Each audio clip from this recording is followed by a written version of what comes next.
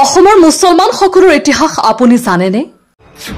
মুছলমানসকল অসমত কেতিয়া আহিছিল আৰু বাংলাদেশী কোন? আজি আমি সমগ্ৰ তথ্য লৈ আহিছো। অসমৰ মুছলমানসকলৰ ইতিহাস বহুতেই প্ৰাচীন আৰু বৈচিত্ৰ্যময়। সংক্ষেপে ক'লে এইদৰে বুজিব পাৰি, প্ৰথম পৰিচয় 1300 শতিকাৰ পৰা মুছলমানসকলৰ অসমত প্ৰৱেশ আৰম্ভ হৈছিল। বংগালৰ চুলতান আৰু মোগলসকলৰ লগত যুদ্ধৰ সময়ত বহু সৈন্য, কৰ্মকাৰ, বেপাৰী আৰু সাধাৰণ লোক অসমলৈ আহিছিল। অসমত তুৰ্কী, আফগান, মোগল, পাঠান আদি জাতিসমূহে প্ৰৱেশ কৰিছিল।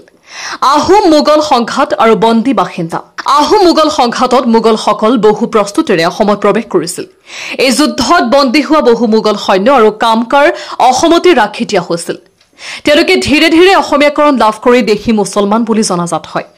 মিয়া সংস্কৃতি মূলতঃ নদী কাষত চৰচাপৰি অঞ্চলত যোৱা বঙালী মুছলমান এটা বৃহৎ অংশ অসমত থিতাওৱা হয়। তেওঁলোকক সাধাৰণতে মিয়া বুলি কোৱা হয়। মিয়াসকলে অসমৰ মাটিৰ সৈতে যুক্ত হৈ খেতি কামত বিশেষ ভূমিকা লৈছে। চুফী, পীৰ, ফকীৰ মুছলমান ধৰ্ম প্ৰচাৰ কৰিবলৈ বহু চুফী সাধক অসমত আহিছিল। হজৰত আজান ফকীৰ শ্বাহ মিৰাণ 1700 শতিকাত আহি শিৱসাগৰত ইছলামী ধৰ্ম প্ৰচাৰ কৰি অসম ইছলামৰ সংস্কৃতিৰ সেতু স্থাপন কৰে। তেওঁক অসমৰ ইছলামী ধৰ্মৰ প্ৰধান প্ৰচাৰক বুলি গণ্য কৰা হয়।